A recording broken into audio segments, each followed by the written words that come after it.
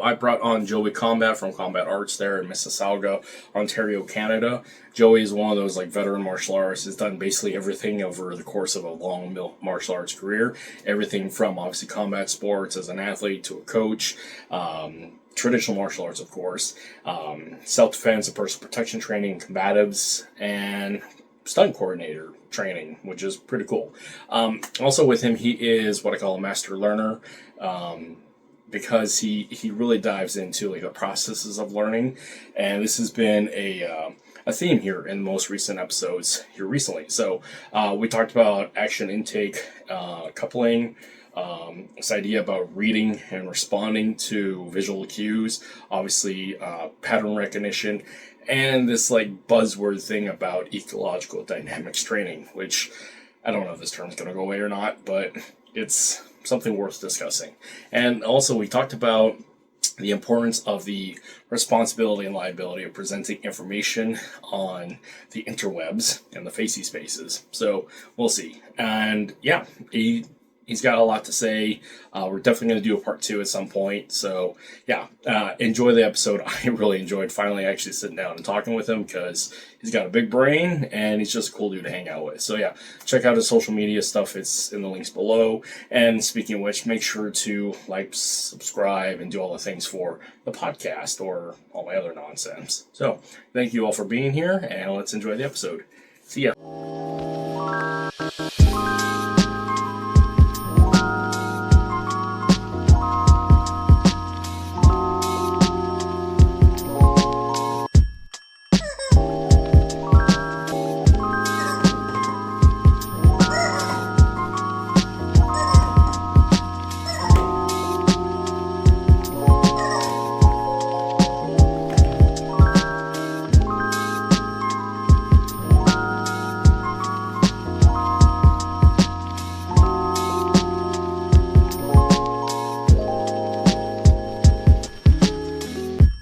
What's up, Joey? How are you doing, sir? Hey, Kurt. How you doing, buddy? I'm glad to be on your podcast, man. Excited. Very excited. Yeah, me too. This is going to be a lot of fun because I get to pick your brain, and you got a big brain, and I am so excited to like dive into this because a lot of the podcast ends up being about culture and Filipino identity, which, I mean, we'll get to that if we get to that. Then the other half talks about, I mean, just FMA, because again, the title is Two FMA-Nerds.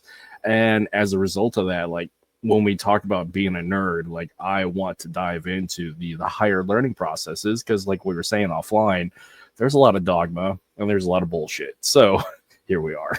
Yeah, I agree with you. Like, you know, I think we have similar backgrounds in that I've been doing martial arts for 30 plus years. I'm 53 years old.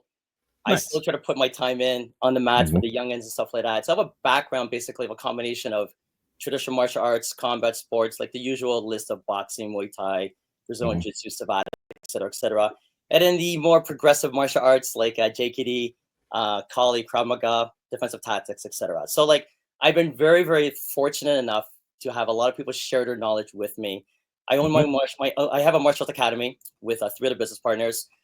I founded it about 25 years ago. So it's still going strong, especially during the pandemic and paying off our loans and stuff like that. So I'm very, very fortunate. I've touched hands with a lot of people. A lot of people have influenced my teaching. So what you hear from me is probably like a combination of them from the past and also from what I've done my own studies right now. Oh, awesome. So let's back up just a little bit before we get too into the weeds. So as I share this out, could you tell us a backstory as short or as long as you want to as your life story, and then we'll get into your martial arts story if you don't mind. Yeah. So like, you know, my mom came here from the Philippines. She had me here. I grew up in the welfare system. I grew up in a really rough area. And if you didn't know how to fight, you were in trouble. Oh, yeah. And so like a lot of us were trained martial arts. So it was kind of funny. Like we didn't really know what we were doing, but one guy did karate, one guy did taekwondo. We had a guy in the area that was teaching us Filipino martial arts and boxing. So we flooded to that guy. And that was like martial arts was actually Filipino martial arts and boxing. And so you had to know how to take care of yourself in our area. And I'm not trying to make it sound like we're like in like a really bad area. It's just what it is. You know, you're a colored person. If you didn't know how to defend yourself, that's just the way it was. Right. And back then, if you had a bullying issue, you went out in the backyard, you handled it. And sometimes that guy ended up being your best friend. So none of this social media crap, we just handled it right away. And sometimes yes or no, we ended up going to lunch at that guy's house. And then I did the traditional martial arts, I did karate and taekwondo and stuff like that. And then I joined up this one school called MAFA, and they had everything. They had JKD, Sabat, shoot wrestling, boxing, Muay Thai. It was the cat's meow. And then I dived into that. And back then, two things kind of happened. I dived into these really cool martial arts, and I came from a time period when we had Black Belt magazine, Inside Kung Fu, and so I've seen it all. I've seen like ninjas, I've seen Filipino martial arts, JKD era, reality-based self-defense, Joe Louis kickboxing. I'm pretty ancient, so I collected all those magazines. I've seen it all, and I wanted to train JKD. I wanted, like, this is the best martial art, JKD, Kali, Muay Thai. I wanted to follow the Dan Inosanto lineage. That's the guy I wanted to train with. At that time, around that time too, I started entering the security industry. And I think like people who do martial arts and they have a background similar to me, you're gonna start to gravitate towards that particular area. So long and short, I've done everything from working the door, prior to investigation, the guy hanging out in the lingerie section looking for shoplifters, working bodyguarding. I did 2 stints with Microsoft, was able to train some law enforcement people, private security, yada, yada, yada. So I've done everything except for electronic security. So I've done the whole gamut of hands-on and sitting in the back room doing surveillance work, casino stuff, really cool stuff. At the same time too, I started taking martial arts really seriously. So I started getting my certifications, the usual thing. I went under Professor Salim Musli, Larry Hartzell, rest in peace. And I thought like JKD and Kali and all that stuff I was doing was really cool. Now let me backtrack and show you how we were taught this stuff. It was an hour class. And so we do 15 minutes of trapping, 15 minutes of weapons, 15 minutes of Muay Thai, and 15 minutes of shoot wrestling. We did the whole shoot wrestling series. And I go, dude, I'm a ninja. I'm a ninja, man. I could fight. I could fight in every range. And then, something was bothering me. It's like, something seems off. Like, I could do all this stuff. I feel like one of those kung fu characters from a Chinese 47 kung fu movie and stuff like that. And I was like, I don't know. I don't really know if I could actually pull this stuff off. And I was doing wrestling in high school. I could tell you our wrestling practice was way different than the way we were practicing JKD and Kali in our academy, right? And what I mean by that, obviously, was a lot of hands-on and a lot of getting beat up. Our ward is really uncomfortable, unitards and stuff like that. And I was like, dude, this is really different than what I'm doing here. And so I left the academy I was at to kind of like go and see, like my Bruce Lee journey to see if this stuff really works. I went to a boxing club and I got beat up by an instructor with a jab. Just by using a jab, he just beat me up. He was like, okay, you try jabbing me. I tried jabbing him around the ring. What an embarrassment. And he got bored. So he started beating me up with a jab. Then I trained with my friend who did Chinese kickboxing, which is just basically a marketing thing for kickboxing. And I got a beautiful spinning back kick done on me in the corner. And then I remember when I was doing all this stuff, I go, dude, this stuff doesn't seem to be translating. I don't see myself doing Pak Sao. I don't see myself doing any of this stuff, right? And then I got involved into Muay Thai. And I branched off on my own. I started opening my own academy. I had no wish to train competitors at all. Based on my background, I wanted to do more self-defense stuff, like more die-hard reality-based stuff. And then one of my first competitors, Sylvester Organka, who's actually one of my, he actually taught me later on Muay Thai and kickboxing. He came to me with Sambo background. And it goes, I heard about you. And I want you to train me for a fight. I don't do fights. And then that was my first champion. And I sort of fell into the world of training Muay Thai champions, right? And that was basically on an amateur basis, professional basis, et cetera, et cetera. So I trained MMA fighters, Muay Thai fighters, kickboxing fighters, K1 fighters, and some Jiu-Jitsu competitors, right? So I fell into that part of the world, and I didn't really like it that much, to be honest. I did it because at the time, I was probably good at it, and then I got burnt out because it was like, training fighters, you know how it is, Kurt. It's consuming. It's vampiric. They're just sucking your energy sometimes. So I gave it up to my senior guys, let them have it, let my legacy continue through them. We talked about that beforehand. They can carry on, let them find their own way, yada, yada, yada. Now I come back full circle now where I like training, I like teaching a lot of reality-based self-defense stuff, whatever that means, right? Currently, I train a lot of like Brazilian Jiu-Jitsu, judo, wrestling. The striking I haven't done that much. I only do a little bit of striking because of just injuries I have. This year, I'm making a goal to get back into it. I do a lot of weapons. So I do like a lot of knife fighting, offensive, defensive use of the knife. And I'm trying to work a lot of like pistol craft skills through Todd Fosse's IDS system. So that's basically where I am right now. And I try to put in about 8 to 11 training sessions per week. That's living the life. I mean, there's a lot to unpack there. I'm gonna start with like what I have found in my short time of martial arts since I was a little kid is this thing about you start with the availability of what's in your local area. And depending upon if you're there for any length of time, you will go up through the rank system. But again, people move. Either you move or your instructors move in just time and circumstance. So it's really interesting to see and hear where people start and where they stay and where they come back to. And what I find amongst that journey is there's a martial artist, there's a combat sports participant, and then later coach. And then there's the realm of self-defense and combatives.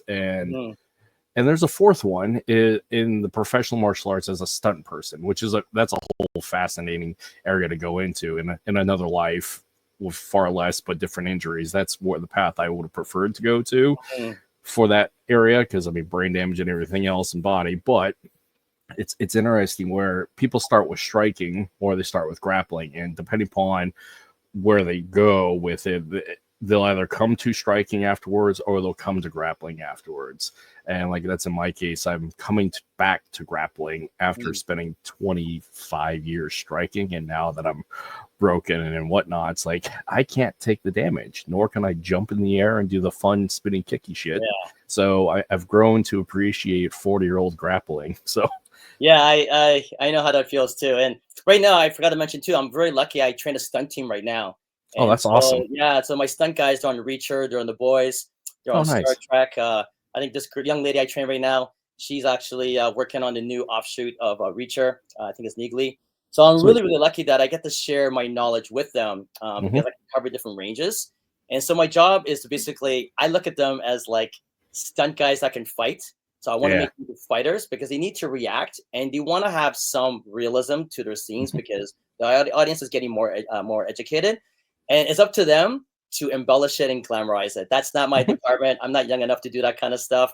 They train really hard. They typically train about every day about 3 hours. And 3 of those days are with me. So it's really a lot. And I really respect the work that stunt people do. I think they're, you know what, you should like, I think like the Oscars or Grammys or whatever. I'm not really into pop culture that much. They should have an award for them. Honestly, they should have full recognition. These guys really work their ass off. So I really appreciate what they do for us. Oh yeah, there is a thing about authenticity movement because you can see martial artists in the movies, and then you can see movies trying to portray martial artists, and like, it's awful. I mean, the two greatest examples of awful is one, Iron Fist. That's just shit, and then but it led to a better thing is Keanu Reeves in The Matrix, because as I understand it, he got some really heavy notes like, dude, you don't move well. And then 10 years later, before he does John Wick films, like he got his black belts in like judo, jiu-jitsu, JPD. It's like you can see he put in work. It's really funny because the community is so much more, like you said, so much more educated. So and you know, we'll touch on this later on. And you know, you're talking about one thing that we've been discussing lately, especially with the things we see in social media. There's knowledge of and knowledge in. Yep. I could have knowledge of a car. I could watch all the videos I want on how to drive a car. I don't, comparing that to a guy who actually gets on the road and actually drives. Those are two different things. And so when I see martial artists, now I'm not saying you have to be a street fighter. I don't have to see if they go out there and use a Ginsu blade on the street and learn how to kill people on the street. But when I watch people who are out there teaching stuff, there is a significant difference between knowledge of and knowledge in.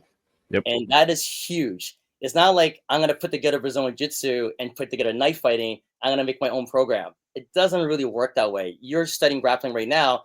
There are many nuances of how to get that Kimura. There are many nuances of how to move and everything. People think, oh, I just have to shrimp it and get away. Well, yeah, how I shrimp against a guy that's 125 pounds is different than a guy that's 200 pounds and maybe has a little bit of training. Those nuances are really, really significant. And so when I see people out there teaching, and I try to break down their technique, right, and taking for a grain of salt that it's a video. We don't really know what the intention of that video is. There is a huge difference of knowledge in versus knowledge of. And I think that's what you're trying to say when you look at basically movies. They're trying to portray that, yes or no, right? Yeah, I look at it from an academic standpoint because I'm in my master's program, and it's the issue of lived-in experience, so time in the field, and then academic approach of research and book learning, to use a lack of a better term, but again, academia versus lived-in experience, where they meet this interesting like intersection is where you get the great practitioners and instructors. Is you need a little bit of balance of both, and it's just in the same like within the military, where you got the lived-in experience of an NCO who becomes an officer versus an officer who starts out without any of that experience. And so there's a bit of a lag in quality, but then again, you get some people who are some outliers that are phenomenal academics and can apply and explain and educate, and then when they're put to test, they can execute, which is phenomenal. They step up to it, right? And definitely for sure, they're definitely the outliers out there. You know what I mean? So since we're on this track, what do you think? What is the responsibility of a martial arts instructor or just a martial artist putting out content as to reciprocity, responsibility, and or like quality? Because as we're talking about lived in and academic knowledge of and knowledge of doing, what do you think about that? Again, I want to be gentle here and everything. We don't really know what the intention of the video is that they're putting out there, right? And everyone out there is trying to build their brand, so I totally get it, right? So some of the stuff out there is just probably a lot of flash and everything, maybe to get more viewers, whatever. But I also too, I think and how would we translate this on social media and video? It's really hard to do this. I think to a certain degree, a lot of instructors are lying to their students. Yes. And trying to say it as nice as possible, but they're if you do this drill, you will be able to defend yourself. Or this is the drill we're going to do today, and based on this drill, don't worry, this is self-defense. And on the other side of the coin too, for combat sports, people think oh, if I could fight Muay Thai, I could fight boxing, ergo I could probably fight on the street, right? Yes, no, whatever, right? I have a problem when people do these crazy drills, whether it's from Filipino martial arts, JKD, and Krav Maga, and I can say that because I have accreditations in all of those martial arts. I've gone through the ranking system. I've taught it. I've been taught by great people and stuff like that. Some of our instructors lie to us. They lie to us, and when I say that, and I may hurt some people's feelings here, that hey, you know what? If you do this drill and stuff like that, you could defend yourself. There's a lot of things missing from that. And one thing I give you credit to is that when I see your posts, you're out there saying that, hey, this is missing the idea of violence. And that's so true. Even we could spar, part of our job as self-defense instructors is to get to representation design as much as possible. We want to get to the closest thing as possible. Now we know that's impossible. All right. We're not going to be using real knives. We're going to be using real guns, stuff like that. I think Brendan Richardson said this, and I'm not going to obviously quote him exactly, but I remember in a conversation with him, we're the one of the arts where we don't really get to express ourselves. A pianist, a musician, they could put up sheets of music. I could do a painting, If a martial arts, one who's dedicated to war and stuff like that, well, they would have to take someone's life. We're not doing that, right? So we're not fully expressing our art. We want to come to as close as possible to the representation design of what's going to happen and everything, right? How do we do that? I'm not going to do that by doing 10 rounds of Huba. I'm not going to do that by doing the latest iteration of Sinawali. I'm not, right? And I think there is a problem there where people sit there and go, hey, buy my course. I'm going to show you this cool drill and everything. Buy my course and you can defend yourself. First of all, it's devoid of violence. It really is. Even if I spar, even if we put on all these gear and everything, go, hey, we're going to spar today, it's still lacking that element of violence. But hey, I'll tell you what, right now, we're getting close to it. And I think a lot of people, they kind of shit on combat sports. But I'll tell you right now, when it comes to combat sports, they're out there training. They're against a resisting opponent. right? They're training against someone who's not doing the perfect technique. I look at some of my guys, I go, dude, that is the ugliest Thai kick I've ever seen in my life. It will never be on a cover of Muay Thai International. But it lands. It lands. It scores. It knocked the guy out. If some guy won the UFC and his foot was off the ground and his cross was like this and he knocked the guy out and he won the freaking championship belt, I'm not going to go up to him and go, hey, by the way, Kurt, I'm glad you won the fight. But, you know, technically, it wasn't really a good cross. So I'm going to take that away from you. And so what comment section though. yeah, comment section would be crazy. That, like, you know, all these armchair money back quarterback, you call it martial artists.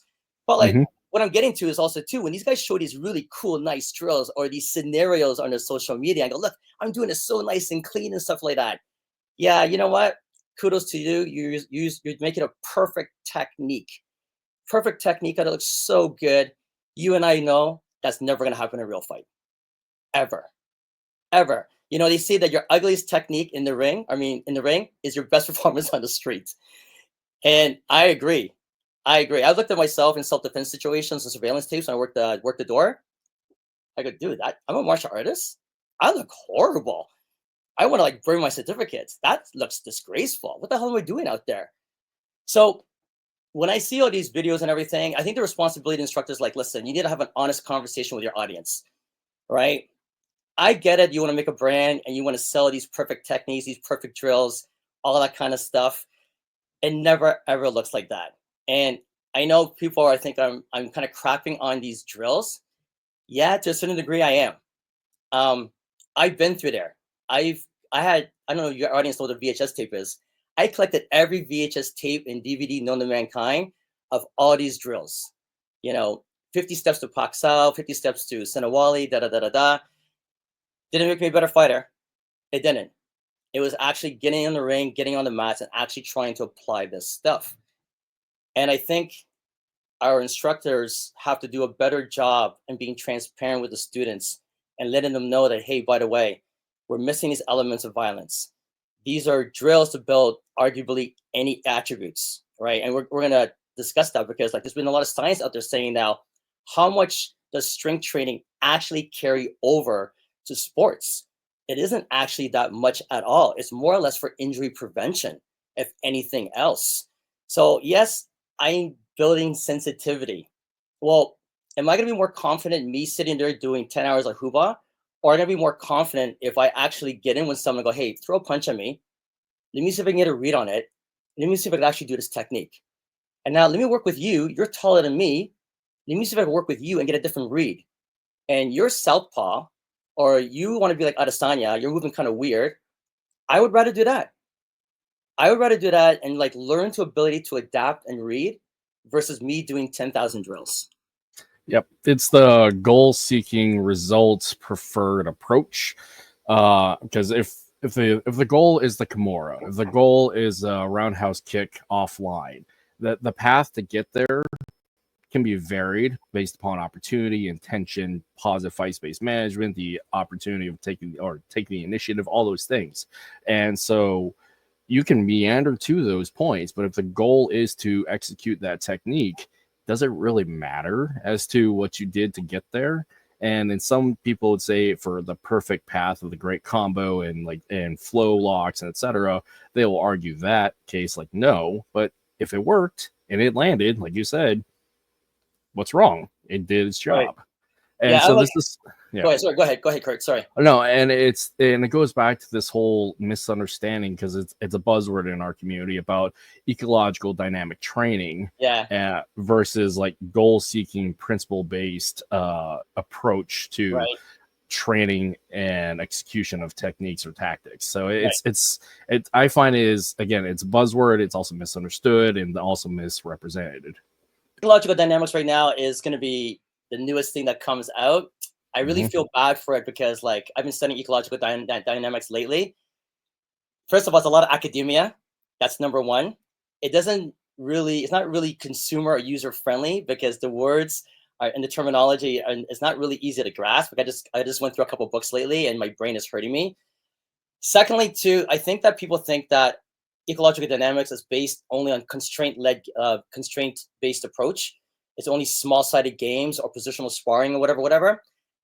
Ecological dynamics is way more than that, because remember, it's a combination of dynamics learning and also too of ecological psychology.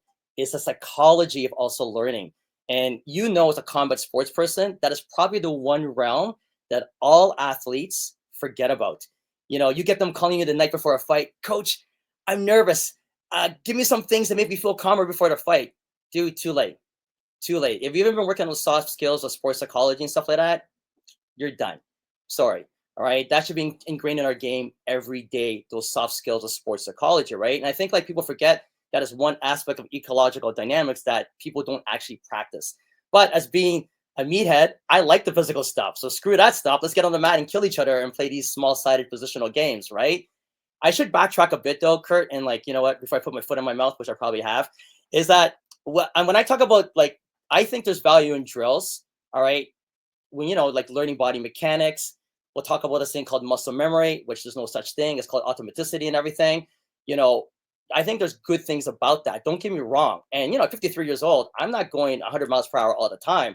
I'm doing these drills too as a warm up, yada yada yada. Keep my brain fresh for dementia and what have you, right? Left hand, right hand use, et cetera, right? All these things you guys know already. But if you're going to use these drills in the realm of self-defense or in a combat sports arena, you have to apply it. You have to get out there and use it. Otherwise, guys, I'm telling you right now, as an instructor, you're lying to your students. You're lying to them. I'm sorry, right?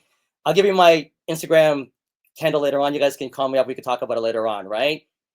As a student too, dude, I was there. I thought I was the cat's meow. I've been there where I've looked at every black belt inside Kung Fu magazine. I was like, dude, I'm going to be like Bruce Lee. I'm going to wear Bruce Lee's underwear. I'm going to wear his yellow tracksuit and stuff like that. I could box out everyone to death. Dude, I've been in enough altercations on the door. That does not come to fruition a lot of the time. Now, did it work for Bruce Lee? Yes. He had the action capacity to do it. The speed, the timing, all of that kind of stuff. I'm not Bruce Lee, all right? During that time, the environment basically provides the stimuli. The environment would dictate the techniques and tactics that we use. During that time, arguably, right, we debate this all day. I wasn't there in that time, so I don't really know. But from my instructors, those traditional martial karate or whatever, they posed out there with that hand. People punch and left their hand out there and they're like, okay, yes, I'm going to get this. That combined with his action capacity of speed and stuff like that, hey, that was his time. Nowadays, people are damn different, man. People are more educated.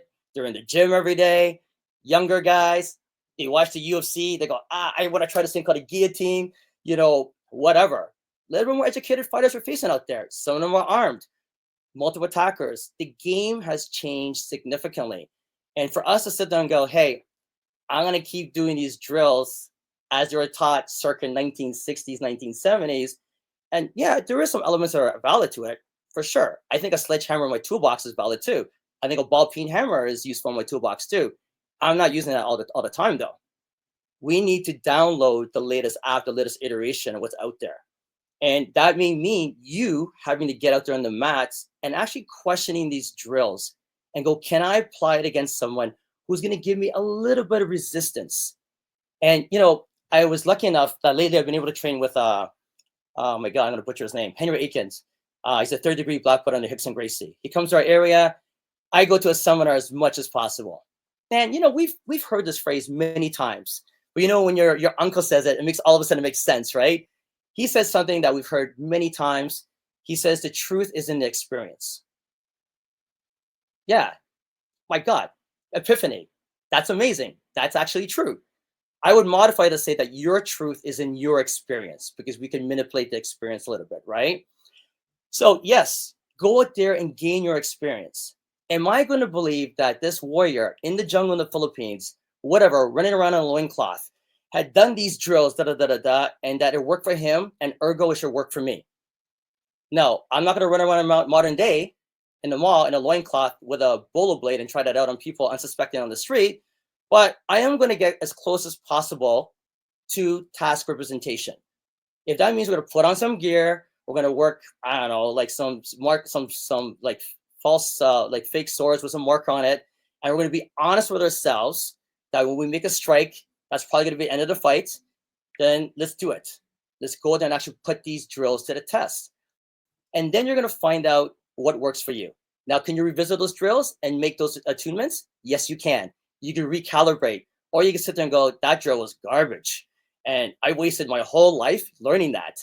And maybe with a sense of common sense, I need to actually get on the mats and actually practice the stuff against someone who's going to resist you. I'm not also advocating too, like some people say, like, should I go out there and spar to the death? No, I'm not saying that either. It could be like, when I look at Filipino martial arts drills, right? It's like 1, 2, 3, 4, 5, or whatever, right? If you're defending that and you're doing calculus in your head, or you could do your grocery list in your head, dude, you're switched off. It's in this thing called muscle memory or automaticity, yada, yada, yada, right? You own that at the particular time for that drill. Let's change it up. I get to feed any angle I want. I get to fake. Hey, I get to put it in my left hand. Why can't I do that? Why don't we see more drills where right-handed versus left-handed people? We don't. Oh, you're left-handed? Today you're going to have to pretend you're right-handed. And when it's time to switch, you're both going to be left-handed. Why don't we see it a lot? Because we're performing. It's the prettiness of the drill. It's the symmetry. It's to make the technical drill look really, really good. And then later on, we're going to tell our students, we could apply this for self-defense. Really? How would you apply that for self-defense? This student doesn't know how to make reads. And you, as a coach on the side, you're micromanaging your athlete. And it's not just the Filipino martial arts at JKD. I see it in my sports too, boxing and Brazilian Jiu-Jitsu, where coaches are like helicopter parents that kind of hovering around, micromanaging their students all the time. When you fuse number 1, you're going to slice and check and come back with this. Why can't you say, when you slice and check, what do you see? I see these possibilities. So what are we doing now? We're making our students better learners. They see action, perception, capacity. Their eyes know where to look now. They're gaining a knowledge of where should I look to attack next. After you've done this attack, what can he do? Instead of saying that he should do this, then your coach is kind of managing this choreographed scene that I would use in a stunt scene. Instead of educating your students of where to look on your opponent, right? That's the most important thing. Perception, what do you see? If I scoop a push kick, what is afforded to me? I could do a right tie kick. I could do a cross. But what do coaches do? You're going to scoop the kick, throw a right tie kick, cross hook, right tie kick. You could go to that, don't get me wrong, but first tell them where to look. What should you be looking for? You know, that to me is critical, especially in a self-defense situation, because guess what? If you ever get into a self-defense situation, you can't call me up and go, hey, by the way, Joey, listen to this. I'm going to fight. He's going to do a push kick at this time. What should I do at this time? I'm not micromanaging you. I'm not the puppeteer in the background. And I think like that's where I feel like there's a disconnect when it comes to all of these drills, especially with regards to application.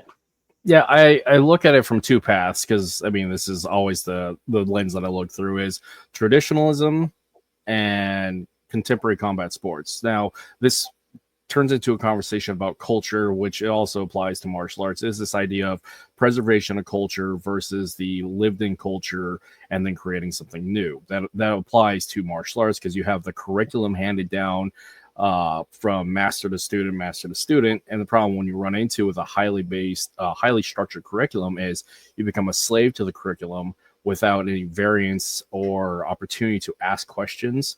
Now, if the curriculum is very specific as to this is what we do because this is just what we do, and the understanding that the application is within this structure, say like Balintawak has a very structured curriculum. And it's put out there by G and Bobby, like, this isn't a fight. This is to teach you speed and reaction and all these things, but it's not a fight. But elements of that can be applied. But when we look at the presentation of the curriculum, it has a very distinct look. And if you're doing that, you have to do that. Versus free sparring, say like the Dog Brothers do and some PTK stuff, like there is elements of the curriculum in there, but it's the goal. What are you trying to achieve? It's win and die less often. So, and there is this constant debate, again, with the path of you have an instructor that's a traditionalist that is reliant upon the testimony and the the stylistic like path that was given before them, and so they end up being like a robot, a clone, versus like the combat sports coach who has the lived-in experience of, hey, I did this, I made it my own, works for me. However, I can pass on some drills and knowledge, etc. But the better coach also explains to the fighter, like, fight the fight you're going to fight. Don't fight it like I am. Because, like in my case with all my fighters, I'm 5'6", and the majority of my fighters are taller than I am by at least 1.5 feet. So it's like, stand up, be tall, but like use the principles, use the concepts here, use the strategy, but fight the fight you're going to fight, because you're not me, you're you. And I find that within the traditionalist route, they don't give the explicit freedom, or at least express it sometimes, that like, hey, the foundation is these drills, these techniques, these tactics, but you have to adopt it for yourself and make it work for you. And like I said, I see it in the traditionalist world of that's not as explained or accepted, versus like the combat sports world. Like, there is these foundations, but like, you're in the ring, it's up to you, make it work. Yeah, I have to agree with you on that, because like, definitely for sure, like, there's a cultural I wouldn't say handicap, but a constraint.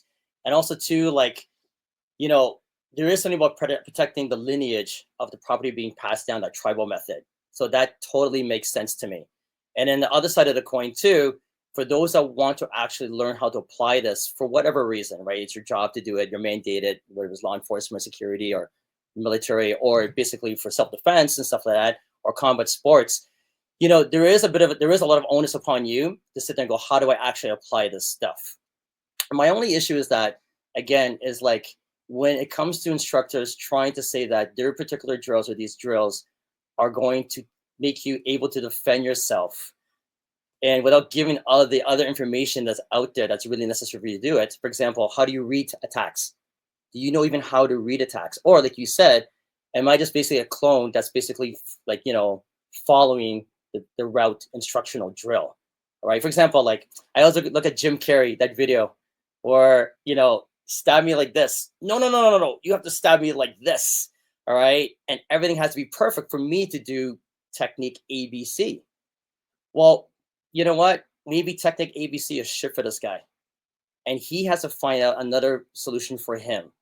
And he may have to step outside the curriculum, or I don't know, look at another technique in the curriculum, or this is a scary thing, look at another martial art that may actually have the solution for him. So like, you know, it sucks, right? Like, at the end of the day, if you're training in Filipino martial system ABC or JKD lineage ABC, and if you're interested in application of these techniques in a self-defense or combat sports arena, and none of these techniques can help you, you're like, dude, I'm still getting punched in the face, I'm still getting kicked in the groin, I can't help myself, then you're going to maybe have to look outside at other donor martial arts that can actually offer the solution. And I know, like, there's like this discussion about like the integration of Brazilian Jiu-Jitsu and the Filipino martial arts, and that's what happened for me, right? So like, for myself, like, the reason why I like mixing wrestling, judo, Brazilian Jiu-Jitsu, and the Filipino martial arts is because of my experiences. All right, so from my experiences, I'm 5'4", barely 155. Actually, I'm barely 5'4", barely 5'4", 155, and everything. And I worked the door, which was retarded. I don't know what the hell I was doing there. So all of our wait staff and our bartenders were these huge mongoloids, and all our doormen were short guys, small guys like me. It made no sense whatsoever. But whatever, I got hired, and so, you know, every time I got into a competition, yeah, you know what? We fought in an area about the size of about 4 bathrooms put together, a front foyer of a nightclub. And when we got into it, dude, it was close quarter. And if someone presented a weapon, we inevitably clinched. And because of the massive movement of the bodies, we ended up on the ground. And when I was started to study Brazilian Jiu-Jitsu, I loved it, because what I liked about it was instant feedback of what worked. There were consequences to my actions. You want to put your head up here? Yeah, go ahead. See what happens to you. You want to extend your arm? No problem. Instantaneous external cues, feedback, the repercussions of your action if you do something wrong, right? Few arts do that. Or other arts do it really painful, like boxing or Muay Thai, and then you're done. You're done for X amount of time, right? So here, when I was studying Brazilian Jiu-Jitsu, and I was enamored with the Filipino martial arts, again, 50,000 disarms, cool stuff, yada, yada, yada. And I was like, I would ask this guy that was teaching at our academy, I forgot what rank he was. I think it was a purple belt under Hickson Gracie. And I go, so what happens if someone pulls a knife on you and you end up on the ground? Don't end up on the ground. Okay, good. Then I asked my Filipino martial arts instructors, I go, what happens if you end up on the ground? You're going to die. Okay, I get that. So let's backtrack a bit. I'm not looking to go to the ground. So let's get that first and foremost out of the way. It's not like someone presents a knife. I'm like, oh, let me hold your wrists. Let me drop back into the guard. And let me, like, you know, do some omoplata and let you cut my femoral nerve and whatever, my artery, yada, yada, yada, right? I'm not looking to do that. Of course, common sense is I want to stay on my feet and maintain distance. We all know this, guys, right? So, like, I'm not looking to the ground. So everyone else saying, like, Brazilian Jiu-Jitsu, why would you want to go to the ground? I'm not doing that on purpose here, right? So I'm just saying what happens if I end up on the ground. I'm in Canada. I wear tight pants. I slip on the ground, whatever. My opponent, heaven forbid, is better than me. He's bigger than me. I end up on the ground. He decides to take out a knife and starts acupuncturing me. No, stop. We can't do that because I'm on the ground. Let's get back up. And let's reassume the fight. That's bullshit. And that's just one thing that I was like, okay, listen, despite me training with all these Filipino martial arts and jiu-jitsu guys, there wasn't really an answer that I liked that was afforded to me. And it was out of necessity because I was working in this particular environment. Dude, you better figure out a solution sooner or later because you're going to end up on the wrong side of the grass. All right. And so it's this experimentation. Now, I'll tell you how that happened. We learned some really cool stuff. I forgot, you know, this is really bad because I try to give credit where credit's due. I learned how to do, like, you know, some really cool stuff from the guard against the knife, kimuras and arm bars and stuff like that. And I was like, I don't know if stuff's going to work. Let's go on the mat and find out. Now, did I pull it off? Yeah, I pulled it off few and far between. I got stabbed a lot. But I tell you what, I walked away from the experience going, okay, I have more information now. I now know what I have to do. And then Brendan Richardson came out with a really interesting system. I like his system too. Played around with that. I had more success with that. You know what I mean? But I'll tell you right now, what for me, my personal experience, and the truth is in the experience, in this case, my own personal one, I found out that what works for me was a couple things. I have to learn jiu-jitsu. Jiu-jitsu for sure, and the nuances of wrestling and judo and jiu-jitsu helped me a lot within the sparring context of using a training blade on the ground. We're obviously not using real blades. I totally get it, guys, right? Just in case you're thinking we're going to do that, we're not going to do that, right? I get it. But in the context of that particular sparring scenario, I did very well. And jiu-jitsu and judo and wrestling helped me a lot. Now, guess what else was really cool too? Knife disarms worked for me in that particular context, right? Whereas before, when we're out, my school right now is 8,300. I had a 15,000 square foot school. You could run all day. So when I grabbed that guy's hand, that guy was laughing. I could not put him against the wall. I wasn't able to really constrain his arm enough to, in effect, get a knife disarm, right? Now, people could argue, was I training knife disarms enough? I think I put in my time for knife disarms, but I got little to no value out of it. And that's just my personal experience. Now, where am I going with this?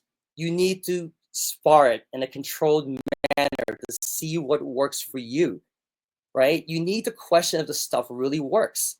You know, and I tell my students, it's a culture of learning and everything. Yeah, question me. You know, go ahead and try it. What do I know? I like Guru Dan. My job is to present a buffet of techniques. You make the choice. You want some Italian that day? Good for you. You want some Japanese? Go ahead. All right, try it out for yourself and see what actually works, right? But that's what I found for myself. Is like, hey, this stuff looks good in theory, academically, but I got to find out for myself what works. Matt Thornton, great guy. I know I did a seminar with him. His jiu-jitsu seminar works really well for him because he's a friggin' giraffe. This guy's tall. I'm like a hobbit. Half the stuff he did, 3/4 stuff he did, I can't do. But it played well for me for edge weapon defense. I was able to really guard up really, really well because of my short, stubby legs. So how do I know that?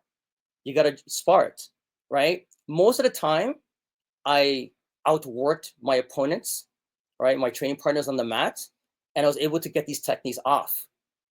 Then, how do I know that? What I walked away with? I have the action capacity. I have the cardio to outwork these guys. Is that a weapon? Yes, it is.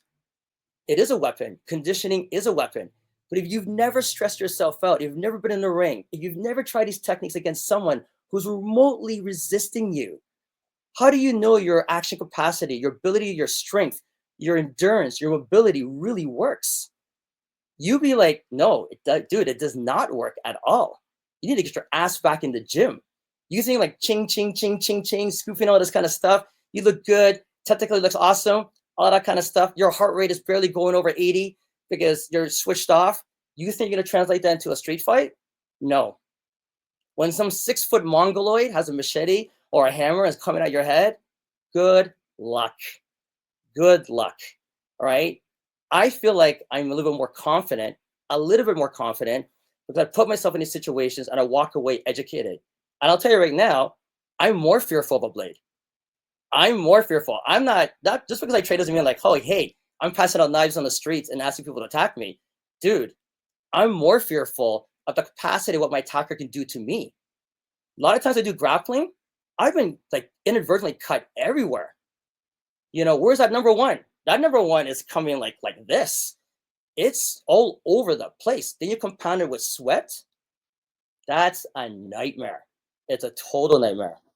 That's an interesting segue into like this online discussion within the ethos and integrity of keeping FMA pure and safe and not diving into the cult of the knife and violence. Is this issue about, one, should we be training the offensive use of a knife? The answer is yes. Should we be training the offensive use of a knife from a criminal standpoint? The answer is yes. Now, the question is, should we be presenting that? Now, context matters as for the audience, but as instructors and practitioners, should we be presenting the offensive usage of a knife and also as the criminal or the bad guy? Yeah. And so, like, you know what, Kurt, you have me at a disadvantage because we're in the middle of discussing that right now.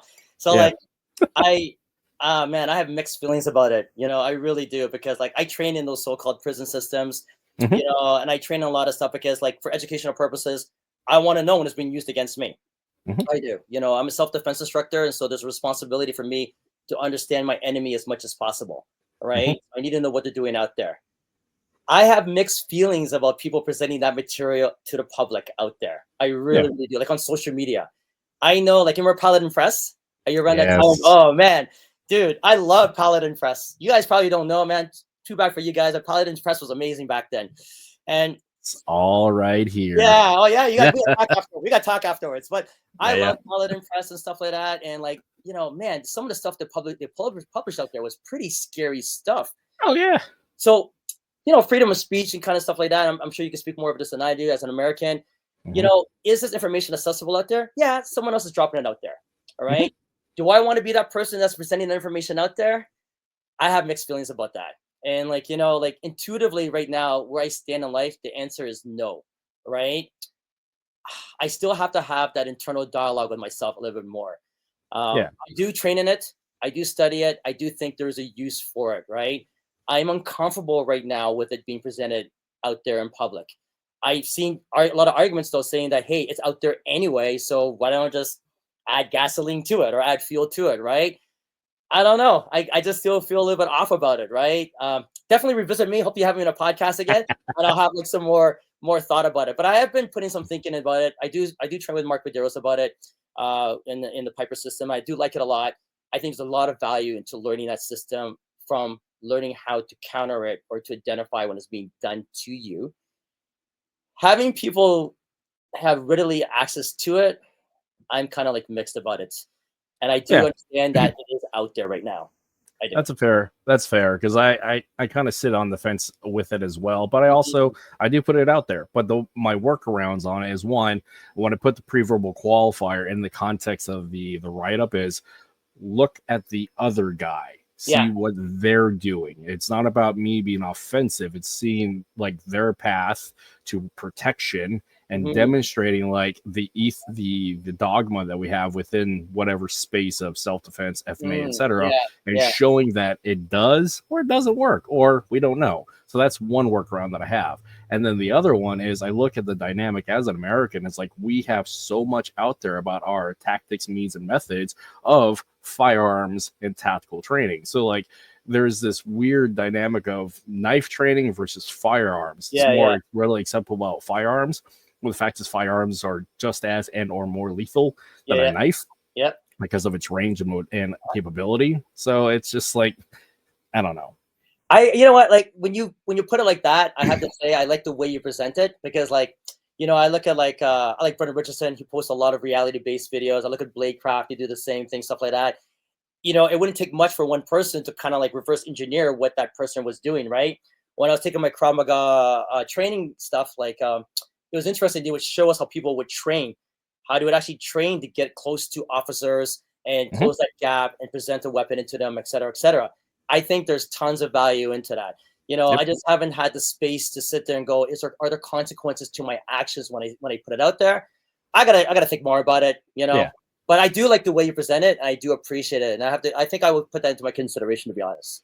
Yeah, because like the big thing, the phrase that I have coined, I don't have ownership of it. It's just a term that I like using, is criminal creativity. This goes back to the soft skills of like manifesting, thinking about it, wargaming, being able to read. And part of that whole process of situational awareness is the reverse side of it, of how do I exploit this space so I can achieve the goal that I want and dominate said space. Because in the wargaming aspect, I look back into the military, is we would do just that, is how do we wargame to win in that engagement. So what are our avenues of approach? What's our means and assets? How do we prep the field? All those things. And that applies obviously into combat sports, into combat, into self-defense and personal protection, because criminals, good criminals, violent criminals, predators, I should say, do that as well, because they have the lived in experience of it, and they also have they've crossed that barrier of like, they don't care, they're just going to do it. So to learn from that, putting us in the mindset of like, how would they actually do this, and then practice it, it's very enlightening and informative. And where I find people who have the most resistance to that, and when I present it, is law enforcement, because the issue about the legal accountability of what are the tactics necessary to engage a criminal, and this issue about legal reciprocity. So it's a tricky space, but it's a very important space, because again, from warfare, we train the modalities and research and prep what our enemy is doing, just like we do in combat sports. We prep by looking at video and read and whatnot. But in the personal protection community, especially leading into LEO, I feel there's a deficit. However, there's a systematic like cultural shift, because there's so much content out there. You know, like based on that vein of thought, like critical thinking, stuff like that, when I did my short stint with executive protection, we had to do a lot of training with anti-terrorism and basically identifying terrorism and their different methodology, you know, whether it's on the back of a motorcycle, driving up beside a vehicle, yada, yada, yada. And so like, it doesn't take much for one person to kind of reverse engineer what you would do if you wanted to be the bad guy. So I do see the validity, the value of doing that. It makes so sense. But it's interesting too, when we talk about, you know, just a touchy subject for a lot of people, for those guys that do watch those videos who every day carry. And I know that's a conversation that has come up in some of your chats and stuff like that. And guys who carry weapons every day carry, da da da da da. I would have to say, like, if you are watching this kind of stuff, you have to be explicitly informed of what the law is, of what your responsibilities are. And I think like we get romanticized or enamored of like, oh, I'm carrying like 10 knives on me, and this is so cool and stuff like that. Look what I could do, and I've learned all this cool stuff. There are consequences to those actions. There really are. And there's psychological damage that could be done to you. You know, I'll talk to you about this more in private, but there's like some distressing stuff that can come out of doing EDC every day. I know quite a few people who EDC and stuff like that. And I gotta be honest with you, they lack a lot of confidence in their ability to handle themselves in an empty hand arena. They are so dependent on that tool. If they cannot access that tool in a situation, they're going to be in serious, serious trouble. And if they present that tool in a time when it was unwarranted, there are really like some deep ramifications of taking one's life or spending time in jail. And a lot of people who EDC and everyday carry and stuff like that, I think they make it really romantic and sexy, and they don't understand the whys, the training that's involved, the consequences of their actions, all that kind of stuff. So like, you know, it's interesting how you mentioned that, because like, I think that's some of the concern like some officers may have, is like those guys who do EDC, who carry stuff like that. That is a serious concern out there. You know, if you're carrying and all that kind of stuff, do you even practice drawing? When would you draw? What does your self-defense philosophy even look like? Is it a holistic thing? Are you with your family? Where there's no possibility of exits whatsoever? Could you not make an egress whatsoever? All that kind of stuff. The minute you threaten with it, you're now going down that legal spiral. All that kind of stuff. What if you go for it and you can't get to it, and the guy recognizes you have it, and now he's beating you to death with it, and that's his legal reason. That's his self-defense reason. Again, I'm not a lawyer and what have you and stuff like that, but I don't think a lot of people put a lot of thought into that, into what that looks like for them, because they learn all this cool stuff and they go, I want to carry one. God damn, I want to carry 10, you know, and they can never, ever really use it in real life. And I got to be honest with you, I've seen those guys. Those guys can't fight their way out of a wet paper bag. They can't. They can't. Yeah. They do not have the empty hand skills to do it. And I'm gonna really probably maybe piss off some people, whatever, right? But like those are the same people that feel that if I punch, I am going to do 10,000 techniques against you, all right? Because you're gonna pose there forever. Because I own time. I have one of the Thanos' rings. I own time. You don't own time. All right. They have no idea how time framing works.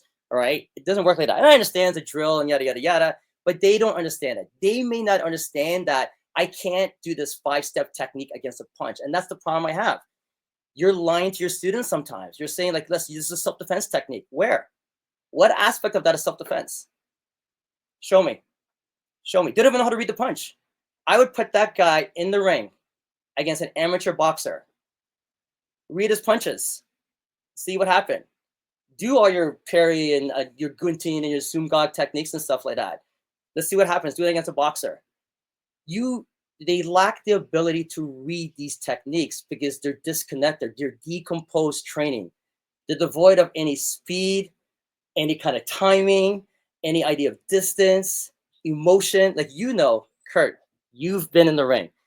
Guy, there's a big difference between hitting the bag and, you know, you're videotaping yourself. It's all good for the gram. You go in the ring, dude, you're exposed. You're exposed. Everyone's looking at you. You suck. Fuck them up. Da-da-da-da-da. You come back to the corner. You're drowning in water. 10,000 instruction. Go back and fight. Most JKD, Filipino martial arts and Krav Maga guys, and I can say this because I have the certifications, so I'm not trying to knock on my own people, but I'm going to tell you the way it is, guys. You've never done that. You've never done that. You've never been in an arena where, dude, someone is trying to punch you in the face, all in the name of sport. Now let's take that and let's put it on the street where this guy wants to murder you over an ice cream cone. All right. And you're trying to rationalize with this person because, like, oh, I'm a better citizen. I'm going to try to rationalize with this person and try to talk him down, da-da-da-da-da. He doesn't care. He doesn't care at all. And you're trying to rationalize with an irrational person.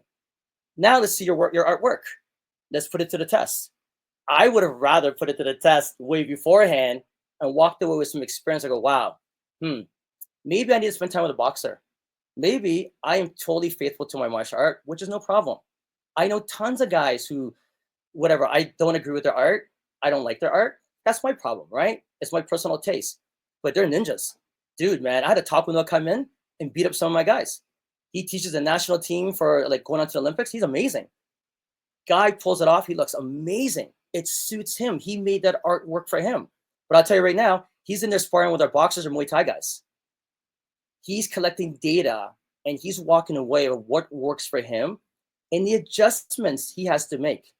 We do not teach our students the ability to problem solve and adapt. We don't. And we do it by diluting them by doing these incessant drills. That by doing these drills, don't worry. When the time comes, you will adapt. No, you won't. No, you won't. That's the hard truth. When it comes to motor skill learning, the science of motor skill learning, you're not going to adapt because you don't have the ability and you don't know how to adapt under those situations. You can knock combat sports all you want, but if done correctly, where they're actually in the ring working against a resisting opponent, they're making small adaptations to deal with the situations and they're getting reads every day. We should take that training methodology and implement it into our other arts that we love, that we're so committed to. All right. Whether it's the Filipino martial arts, Krav Maga, or JKD. Let's see how it works against a boxer. Let's see how it works against a Brazilian Jiu-Jitsu guy. Let's put it to the test, right? Obviously, like, I'm not gonna eye gouge the guy, right? Well, like, I could simulate that to a certain degree. Like, okay, I know that in this position, I could have got that eye rake. Would it have worked? Yes or no? I have no idea. Maybe he's mentally impaired. Maybe he's on drugs and alcohol. Let the fight continue. Let's continue on and see what happens. Let's go on, right? Why can't we have the discussion? But we don't, because our art is so deadly. We are behind the veil that our art is so deadly. You know, I don't know. I don't agree with that. I don't. It is deadly. Of course, I'm not gonna like refute your ability that you poke me in the eye, kick me in the groin, crush my trachea. It doesn't affect me. Of course it will. But let's at least get there. Let's have a conversation and let's try to simulate as much as possible. I agree and disagree to what Matt Thornton says, right? Matt Thornton, you know what, he stood up a lot of shit a long time ago with a straight blast video set. And you know what? He hurt a lot of people's feelings, but it is what it is, right? If we both know we're in a fight, we're in a combat fight. I tried to sucker punch you, you tried to sucker punch me. We both failed. We now know we're in a fight in the middle of the street, fighting over a parking lot. I have no idea, right? If you can't land a jab on my face, what makes you think you're going to land an eye jab? If you can't land a left inside tie kick on me, well, whatever, you're going to kick me in the groin? Do you even have the actual capacity of footwork, the endurance, the timing, the accuracy to move around with a moving target who, guess what, is also trying to hit you in the face at the same time? How do you know if it's going to work? And the so, answer like, is you don't. yeah, and so like you don't know until you know. Yeah, and this is like, yeah, and this is what we go back, circling back to the beginning of the story, is knowledge of versus knowledge in. Mm-hmm. I know 50,000 locks. I know 10,000 throws, whatever, say academically. I can tell you right now, when I do wrestling, my wrestling coach is embarrassed. He goes, dude, what are you doing out there? Like, your stance sucks. You're still standing upright, right? You're doing things wrong and everything. So, like, all I'm asking is, like, be honest with your students. And if you're that kind of guy that maybe, you know what, you respect your instructor to the point that I am going to follow their, how do we say it, the prescribed instruction all the time, the curriculum, stuff like that. But if you're interested of applying your art and you're dedicated to it for self-defense or for combat sports or what have you, you got to get in the water. I agree. I look at martial arts, or this whole realm of punching, kicking, stabbing, and protecting me and those whom I love. I look at the aspect from the same viewpoint I do with academia. There's peer review, there's experimentation, and there's execution, and then there's adjustment. Yeah. So it's theory, experimentation, application, readjust, and it's that whole cycle. And on top of all that, you add the peer review aspect of making sure that your modalities work and see if there's a finer path to get there. So it's like constant refinement. And looking at it from the perspective of warfare, because martial arts comes from warfare. I'm going to say it again for people who don't understand history, especially the history of warfare. Martial arts comes from warfare. Violence is the basis of it, but the fact is, modern martial arts, the systematic curriculum structure of how to punch, kill, stab, and all the things comes from warfare. And so with that, with the speed and development of war, the phrase is at the speed of war, we develop training modalities, skill sets, and discard stuff that doesn't work for the current. Again, if you're not doing, you're not doing. So the things that we ran into, like say with the GWAT, is we were relying on tactics and techniques and methods and technology from, say, like 30 years ago, using some Vietnam era stuff, using some stuff from what we learned in Gulf War. But 5 years in, or even like a year in, a lot of these guys figured like, this doesn't work. We got to adjust. And then 20 years later, we got really good at it.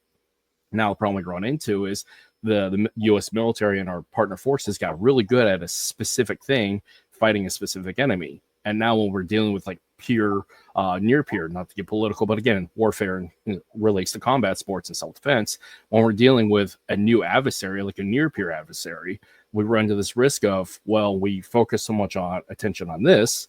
Now we have to readjust, experiment, and to deal with that. So it's the same with somebody who spent so much time say as a striker, like you and I did, and then going back into dealing with grappling and wrestling and that realm. So you have to, there is a bit of a delay in application, understanding, reads, and then making it work for you. So the scariest thing that I find at 40 right now is a D1. No, actually, no, I'll go back. Is a sophomore wrestler. That is the scariest thing for me to deal with right now, because full testosterone, strong, fast, has no off button, has no real risk, has no risk issue, and they just go at it. And they have so much gas in the tank. So at 40, it's like, that is the scariest person on the planet for me right now. And again, if you're in the Western Hemisphere, that is the same across the board. Yeah. Wrestlers, I call them scary ass wrestlers, are the primary issue that you have to deal with in a combative space. So your self-defense should be really dealing with what the adversary you're probably going to deal with. And the adversary you're probably going to deal with is someone who's going to tackle you and grapple you. Whether it's going to be good, that's a whole other thing. But the violence of intent at that moment, wrestling is terrifying. And that's why you need to go do it, to better inform yourself how to deal with it and to figure out what works for you. Right. No, I totally agree with you, Kurt. Like, my current, I have two wrestling coaches. One was at the Olympics, and one of them is like, he's a body double from Hodor from friggin' like Game of Thrones, and he's a man child, and like it's embarrassing because like he'll be holding me up and explaining things to people, and I go, you can put me down now, like just put me back down. You don't have to hold me up while you're talking to the class, right? He's so formidable, and like, I look at that kind of person that I could potentially deal with on the street, and that's a nightmare. And when I hear people say like, I'm just going to stop him with an elbow on top of his head, and because Saturn is aligned with Mars, he's going to stop, and then I could do all this stuff. I could tell you right now, on his gentlest day, when he's in love and he's been playing whatever, I don't know, like romantic music on his way to the club to beat me up, he still kills me. He still kills me. I can't even imagine this guy was like, he was friggin' pissed off what he would do to you. And like most of my my guys at the club know who this guy is, Miles. He's a beast. He's a beast, right? And like when people sit there and say like, I'm just gonna mock him and he's gonna stop, dude. Again, we're going knowledge of versus knowledge in. But these leaders here in our industry, you know, again, they're lying to their students. They really are, and they're putting information out there because like. Again, I get it. They're arguably building their brand, but I kind of don't respect them because, like, they're lying to your students. And especially as an end user like you who've been there, and like, dude, that's a lie. And the people that prop these guys up too, the people who out there and go, yeah, I support these guys and da-da-da-da-da, you're not doing your students a favor because, like, this is not, like, realistic training. It really isn't. And, you know, what the sad thing is, like, we've all gone through that journey through those black belt magazines for the older guys like us, right? We've seen the evolution of training. The UFC, it's a combat sport. I totally get it, right? But it is an arena where we've been able to see what works or what doesn't work, all right? It's crazy. Now, I'm not saying that basically we're going to, like, whatchamacallit, try to compare and say that combat sports is self-defense. I get it. It's not, right? Like, there's obviously a lot of missing elements. And if we're still arguing about that, guys, come on, grow up, all right? We all know that combat sports is not self-defense, right? But like I said before, it's got a lot of training methods that we love, and they're out there actually testing their skills. And so, like, you know, we're talking about going back in time and basically looking at what worked. There was a comment on Facebook I read the other day that knife disarms work. And knife disarms work because there are 3,000 years of knife disarms out there for evidence. That's bullshit. That's bullshit. All right? Where? Are you trying to tell me that someone wrote on the leaf? There was some guy out there writing every incident of disarms out there? First of all, you're cherry picking your argument. When you look at critical thinking, you're cherry picking your argument, because tell me otherwise too, the stats that show that disarms did not work. Show me all the other instances where disarms don't work. And I'm going to bet you there's a lot of times that disarms did not work, all right? But you're going to pull up 3,000 years. You're trying to tell me that, hey, in 3,000 years, it's been shown that disarms work. That's bull. That's bullshit, dude, guys. There's no one out there that I can tell you right now is writing on whatever, toilet paper, palm leaves, whatever in the sand, that at this incident, on this day, I worked this disarm, all right? The fact that, you know, the fact that that's actually accessible? I doubt. Right? Tell me the times when it wasn't actually done properly. Sorry, my cat's gonna intrude any second now. No, that's awesome. I got cats as well. Guess what hurts? I Yeah. tried to block her out, but dude, these are cat burglars, man. They're really good at getting in here. I don't know how. They're in charge. It doesn't really matter. They're in charge. But like again, like going back to what you're saying, it's this dogma. If the thing is like, hey, this guy did it 10,000 years ago, all right, and it worked back then. How do you know? Like, how do you know? Really? I can go to Vietnam, cut out a menu from a restaurant, frame it, and tell everyone I was part of Vietnam Special Forces. You wouldn't know any difference, right? How do we actually know that this actually guy did this 10,000 years ago? It's passed on through a tribal method. And I can tell you right now, are you trying to tell me in 10,000 years, no one had made any adjustments or iterations to it? None whatsoever? That's impossible to believe. It is. Again, looking at the critical thinking approach to academia, because again, the study of history, this is my degree path, is you find this issue about lens, perspective, preference bias, misunderstanding, disconnect because of culture, language, and time. So there's so much that's separating you from the truth, in fact, of what occurred versus all this interpretation that happens thereafter. And again, we just don't know until we know, and better yet, we don't know without absolute record, and that is video. Video is key. We haven't had that in the historical record, at least to our knowledge. But point being is we don't have video to prove without a shadow of doubt, and we need the full context of video, not just the little snippets for a reel, but like the full context of the video, and ideally from multiple views and multiple angles of what actually occurred, and then what actually applied, and how we can critique it, criticize it, and create stuff thereafter. And people just they shut their brains off when it comes to, again, training methodologies and the approach to how they deal with these situations for some reason, because they don't look at the truly, and again, academia, but you have to experiment and apply and then go through that cycle again. But people just rely on the testimony of others, the beliefs of others, and not actually do their own work. No, I agree with you. And like, I don't know what it is. I think it's exciting to be a coach, and you're respected a lot and people put you on a pedestal. My chapter is going to come to an end one day, or I'm going to move on to something else, at Kombat Arts or whatever. And even now, like, I find myself as the role as a coach is changing. I don't want to be the sage on the stage. I don't want to be the person where people come to me all the time for information. And so I think as an instructor, your job is to make better learners. And you need to have a culture of safety where it's like, listen, I encourage you to question what I'm teaching you and experiment on your own and see what really works for you. That's really how you're going to know. And it may, unfortunately, you get in your licks and you may walk away disheartened and go, oh my God, I suck. All right. And you're going to realize like, wow, I'm not that good at this particular thing. But that's good information. Don't get into a fight. I always tell people, like, listen, part of self-defense is like your ability to escape. I don't want my students to get into a fight. You may realize you're horrible at all of this and you're going to try to avoid physical confrontation as much as possible, right?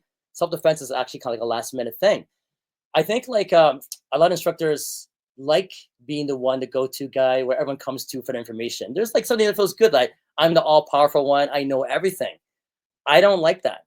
My job is honestly to make my students learners. Most of my instructors now who teach me used to be my students. Most of my guys, Brazilian Jiu-Jitsu, Muay Thai, and all that kind of stuff, they're in turn sharing their knowledge with me, which I love. I love being a student. And I would try to encourage people to be like that, where you allow your students to actually go out there and see what works for them. And then you'll be pleasantly surprised that, yes, there's some that who are going to stay the course and go, hey, this curriculum verbatim works for me. And then you're going to find some people are like, you know what? It doesn't. I need to find another methodology that applies to me for self-defense. And you have to let them go. Because if you're truly genuinely concerned about a person's welfare with regards to self-defense and getting better, enhancing their motor skill level, let them explore other martial arts. You've had students leave that maybe like did Muay Thai with you and they wanted to do boxing at another club, or they did Brazilian Jiu-Jitsu at another club, or they did Tai Chi push hands. I don't know. It's up to them to find out what works best for them with regards to like learning these motor skills. I think that's really, really critical, Absolutely. And talk about the sage on the stage. This is a good segue from Budo asking about the cult vibes or the cult of personality, and not just that ASP program, but just in general, because this is the pitfall of a patrilineal learning methodology. It's oral tradition within the tribe or within the academy, is you run this risk of worshiping the progenitor, worshiping the curriculum, and thereby creating a cult. So what can you speak on that? I mean, you've done a little bit here, but what else can you talk about that? About the cultism? Yeah. That follows martial arts?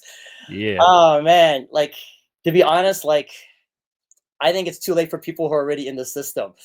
It's too late. Like no matter what I say, you already drink the Kool-Aid.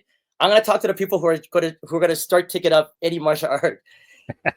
Okay, so for those guys who are already in it, last hope. Keep drinking that Kool-Aid, guys. Sorry, man, because whatever I say, you're gonna refute me anyway, right? Don't put my address out there, Kurt. They're probably gonna try to find a way to kill me.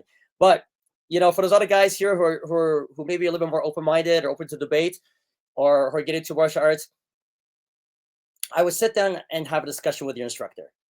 I really would have a discussion with your instructor and go, listen, what are your ideas of me also exploring other martial arts in tangent or in substitution of this art too at some time, and see what they really, really feel. Now, I suck losing students. I really do. From obviously a business point of view, and obviously it hurts you when you lose a student, right? As an instructor, you put so much time into them, right? But it's up to the instructor. That's his business. He's got to figure out what works best for him. That's the issue he has to deal with.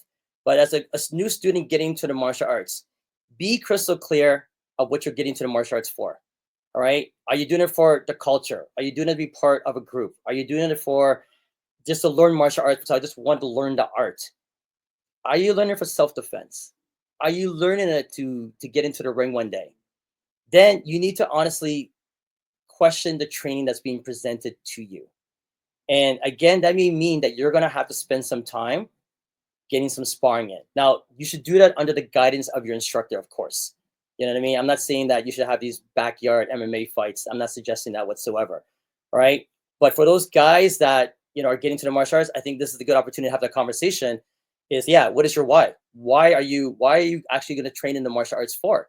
Because again, like I said in the beginning, I don't want to knock drills. I think the drills have their value and stuff like that.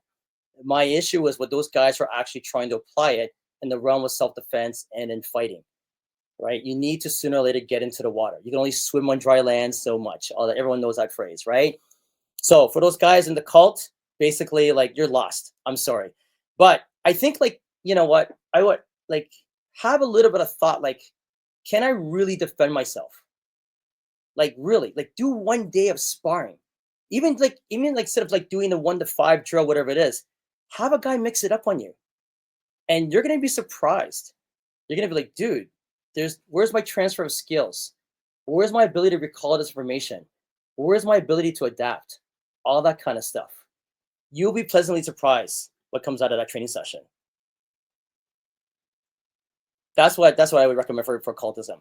For those guys that are already drinking the Kool-Aid, sorry, man. No matter what I say to you, it's not gonna work, man. It's not. Yeah, because you already have your belief system. It's really hard to have people change the belief system externally, just like anything else, ideology, rhetoric, or whatever is. That has to be an internal process for a person to like realize that, oh, I'm full of shit. Yeah, it happened to me. Like, dude, like, it happened to me. I got into a fight with a wrestler. Yeah. And I was doing wrestling in high school, and I gave it up. That was a stupid mistake. You guys out there doing wrestling, don't stop. This guy took me down. I remember clearly. We're in an alleyway. He took me down. He mounted me and just slapped me around. Ended up being one of my best friends, right? And I realized that, dude, I was ill-prepared to deal with the situation. Same thing with Taekwondo. I think everyone did Taekwondo. I did Taekwondo. I got into a fight with a guy, got me to a headlock, and just started feeding punches to my face. Where the hell was my outside crescent kick? Not there. I can tell you that right now, right? And so, like, I hope that you guys will discover the truth that works for you in the dojo, in the academy. I hope you never ever discover this on the street. I hope that you guys never get out there and go, hey, this guy presented a knife to me. I watched John Wick.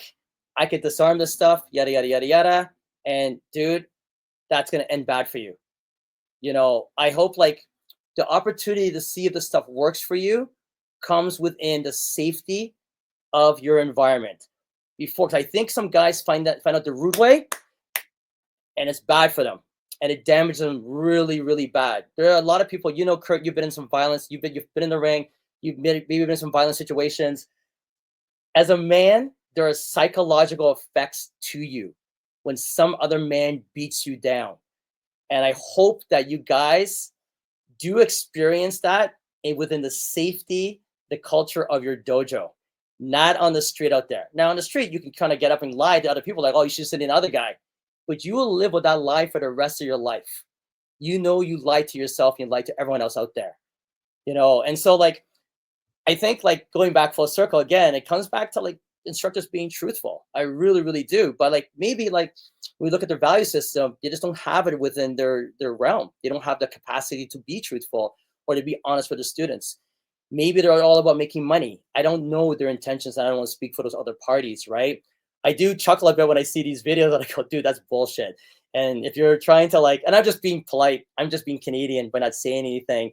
And also too, I'll say that I don't really know. I'm going to give a little bit of credit to the instructor. I don't really know the value, what they're trying to do with that video. I have no idea, right? Like, for example, like, I have a couple guys that obviously have bad technique. You know, every school has bad technique. I had a guy on the bag who's doing bad technique on the bag, and someone was commenting on my Facebook ad. I go, that guy has shit technique, right?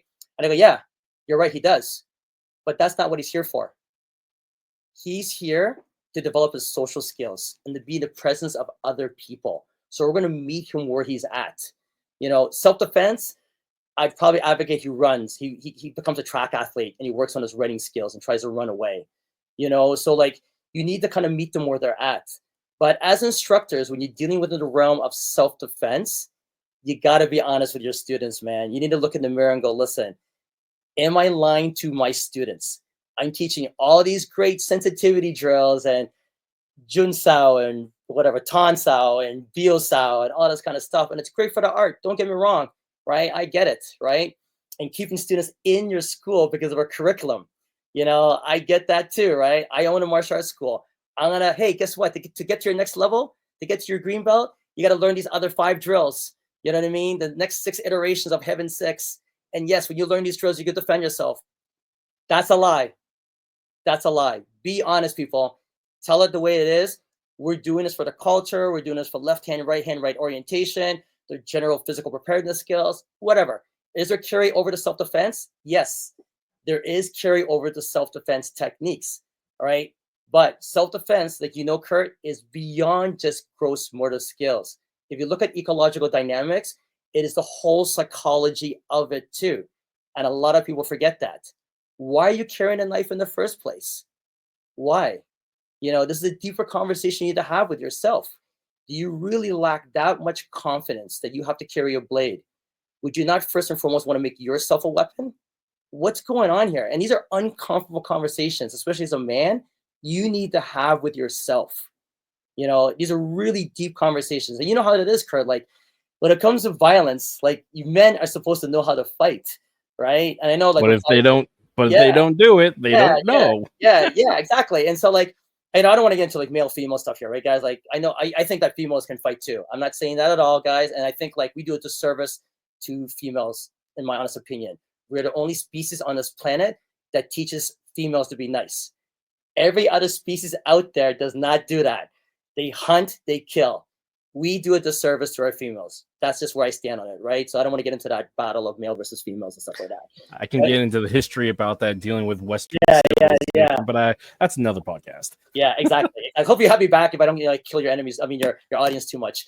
This is great, dude. Yeah, thank you so much. But, like, yeah, like, that's the one thing I have to say, because, like, when I train law enforcement people, I train defensive tactics coaches, I train people who actually turn around and teach this stuff.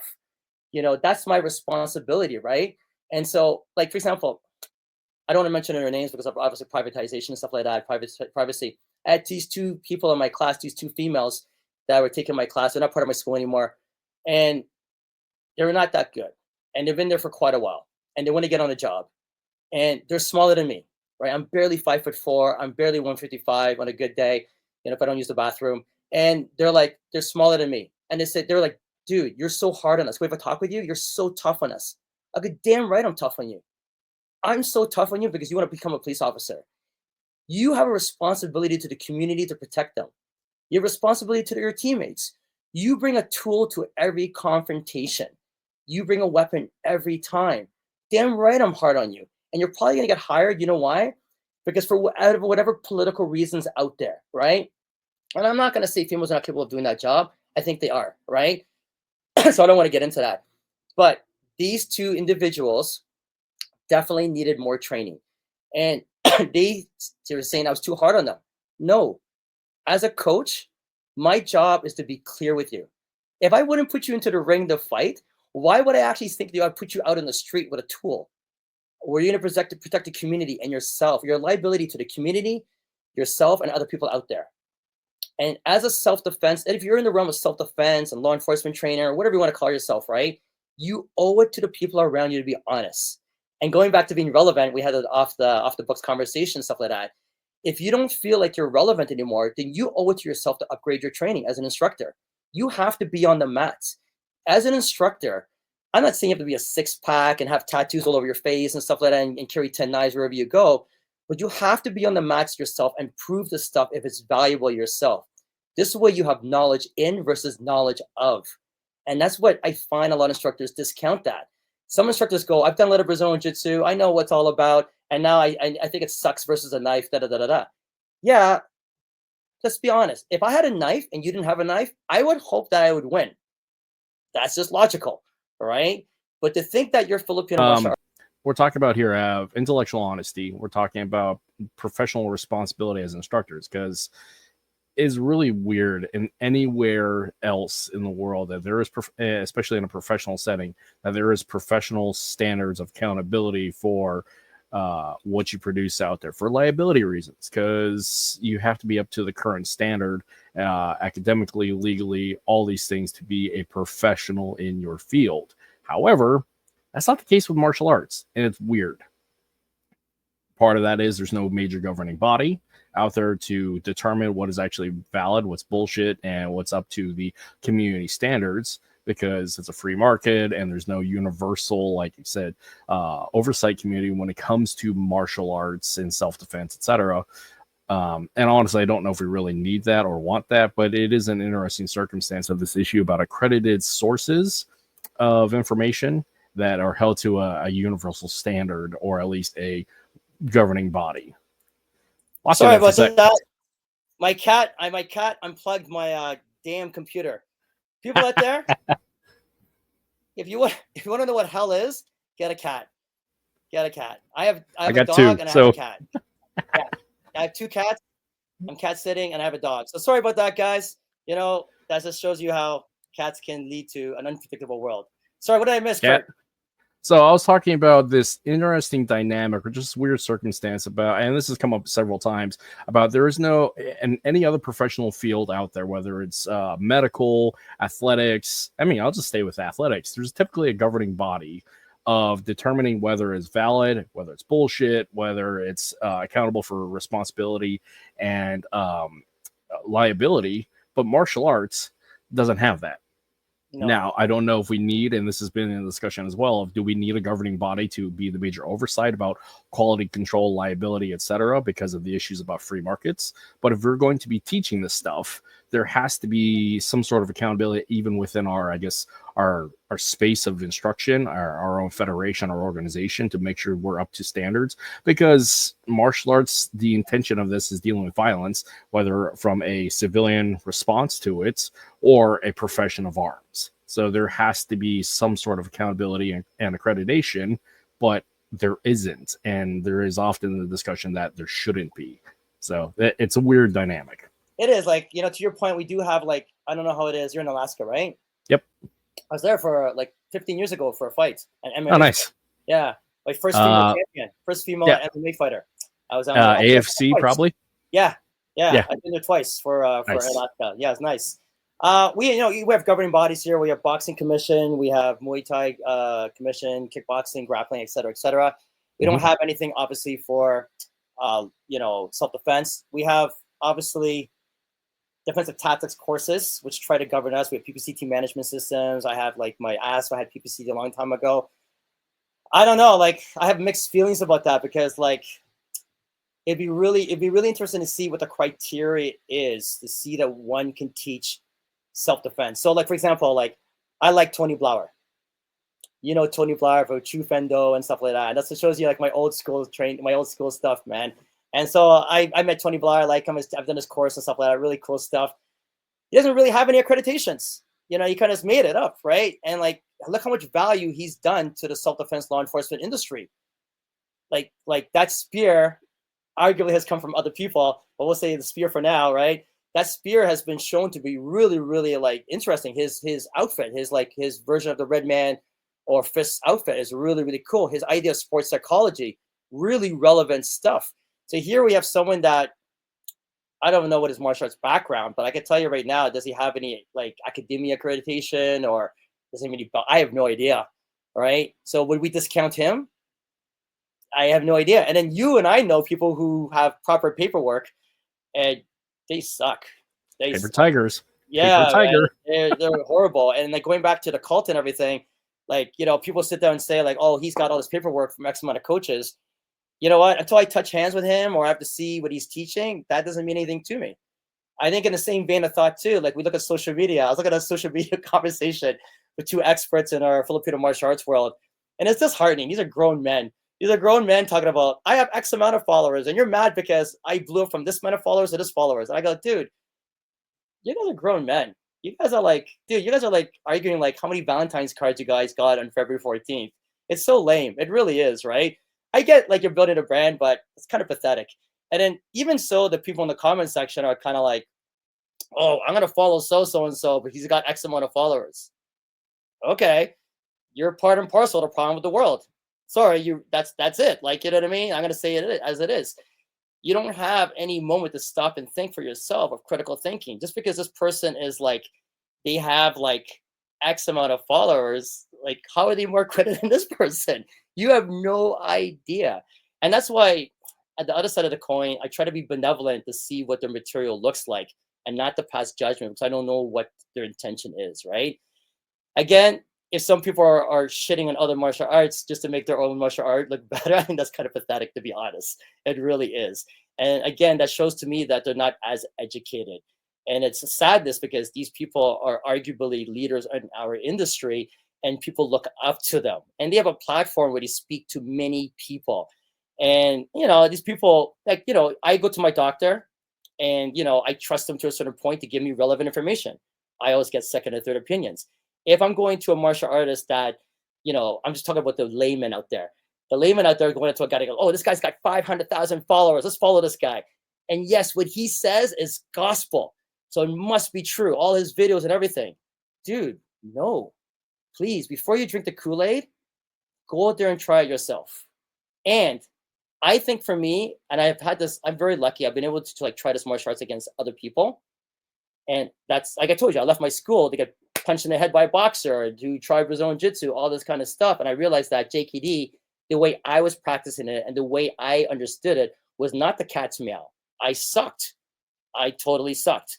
You know what I mean? And I need to look at other martial arts. And actually, now I realized back then I was approaching JKD from an eclectic point of view. Take a boxing here, take a kick here, do a little bit of wrestling here. No, you have to live in that art for a while.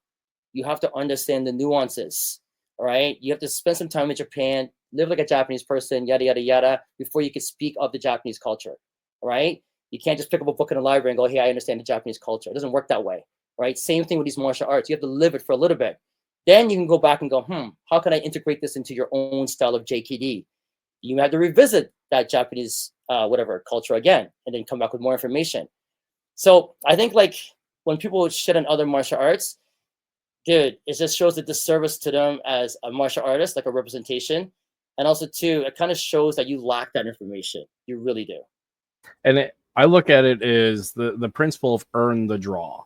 Before you can say something of it, you have to have the education and lived in experiences to, and also the critical thinking capability to determine whether or not to open your mouth, whether or not to follow, whether or not to suggest. And just as it applies back to like edged weapons and firearms, etc., engaging in violence, you have to earn the draw or earn the opportunity, not the opportunity, but earn the space so you can engage at that level with that skill set or that tool.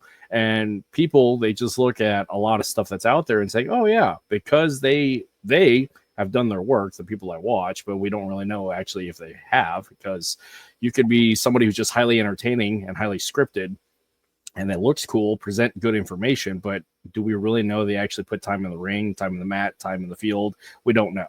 And so when people look at that as a source of information and they rely on that and then they try to apply it, that goes back to the issue about responsibility of content creation.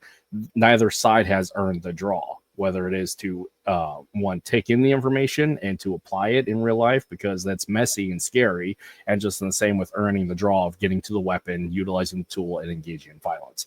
It's a scary proposition, because like for people who think about self-defense, people who think about personal protection, is when you're engaging in violence, you have to earn that space and do all your other work, the soft skills that aren't sexy and get glossed over as a buzzword like situational awareness. But those are the skills that are most important prior to the engagement. Like you said, violence, hands-on contact is the last thing. But if you haven't earned the space and the capability of how to get there by doing those soft skills, you and everybody else, you're a liability and not an asset. Mm-hmm. And like, you know, like I've heard some people say this, like I think Mark Videro's made this point too. Show your work. Yeah. Show your work. Like, and you're going back to like basically accreditation and stuff like that, and validation of your, like, you know, your background and stuff like that, you know, having some kind of governing body. Again, also to complement your point, like we're the only industry where we can make these off the cuff remarks because I have a certificate lying on my wall. Like I have a certificate on my wall, so therefore I'm a ninja, right? But you never seen any material, any videos of me actually out there doing this stuff. Let's have me out there. Show me a video. Show a video. I'll show you tons of videos, tons of receipts of me on the mat, rolling around, getting beat up, etc., etc. I'll show you tons of videos of me on the mat with a knife. Same thing with kickboxing. Same with striking. Show your work before you can make these off the cuff remarks that this martial art sucks, da da da da da da, and you hold some kind of degree or kind of belt. Let's see your work. And we're the only kind of people out there who kind of accept someone's word without actually seeing the work they put into it. Show me who you've trained. Show me your validation. Show me all that kind of stuff. You know, now I get it. I don't have 10,000 people out there that have defended themselves against knives. And we talked about representation of design. We want to get as close as much as possible to the situation. Show me your sparring footage. Let's see it. You know, let's see the work you've put in. All right. I could tell you right now, probably not. Probably a lot of guys haven't actually put the work down there. Have you actually been transparent and go, I'm going to work with a Brazilian Jiu-Jitsu coach. I'm going to work with a wrestling coach. Have I put the time in? Like I see the work you put in, and it was really interesting because like you guys were doing like a 2-on-1, like a Russian 2-on-1, and then the guy was countering by pushing your head. And I go, oh, that's actually interesting. And so like I was working with my wrestling coach, and the way we counter that 2-on-1 is not good with a knife. You know, and you have to know that. Put the time in before you make these off the cuff remarks. Realize, like, have you put the time in? Can you give any value to the people with your experiences? Show your work. And a lot of guys cannot show their work at all. What they can show is how they perform perfectly on these drills. They look so cleaned up. But again, Kurt, you and I know that it's not like that at all. Violence is totally something different. Yeah, it's the issue of when are you presenting curriculum, because presenting curriculum needs to be clean, especially as an instruction. If not, then what are you doing? But the other side of that is showing your work, whether it's drills and other live content. But the overall, like the approach that I have with Cooper is my primary training partner, is we are experimenting and presenting just for the curiosity of other people, and there is a bit of tongue-in-cheek where we're making fun of the community, because I am, so there's that. That's thus the rubber chicken. But point being is, yeah, I get mixed reviews about it, but it makes me happy, and it's been there always, so whatever. Most artists for your benefit anyway. Yeah, and also it works out better for like the algorithm, because for some reason they don't have issues with it when I'm doing scary knife stuff with the rubber chicken, but I'm still demonstrating the same thing everybody else is, but less scary. So yeah. But anyways, like presenting work. So men need to put effort in and be humbled, because it's important for our psychology. Men need a pecking order. We just do. And we accept that pecking order for our benefit. When an enlightened man does that, it's for their benefit, for them and everybody else. The man who doesn't and relies on a false sense of presentation, capability, and which leads to ego, they're dangerous. It's the people who are the wannabes, who want to prove but don't actually put the work in. So this is the important, again, with sparring, or I'll say for my case, because I'm diving really heavily into jiu-jitsu because I have the opportunity now to do so, it's very humbling. But the things that I find, again, going back to a scary ass wrestler, again, I don't want to tangle with teenagers because I don't want to go hands on with them because they're full of piss and vinegar, testosterone, and they have no off switch. So I have to rely on my tools, my soft skill tools of recognizing danger first and recognizing my exits and all those things I need to do before I have to engage in violence. Because again, if I've gone hands on, I'm wrong. So I need to do all the other stuff. But when I do go hands on, I have to be able to survive the engagement enough that I can move on from there. And one of the things I have found working with scary ass wrestlers is, and especially with edged weapons, like I have two approaches. One, I'm learning jiu-jitsu because I want to learn jiu-jitsu, but I also have to go through the preference and bias protocols of like, what am I trying to do with jiu-jitsu? And often I'm finding is because I carry tools often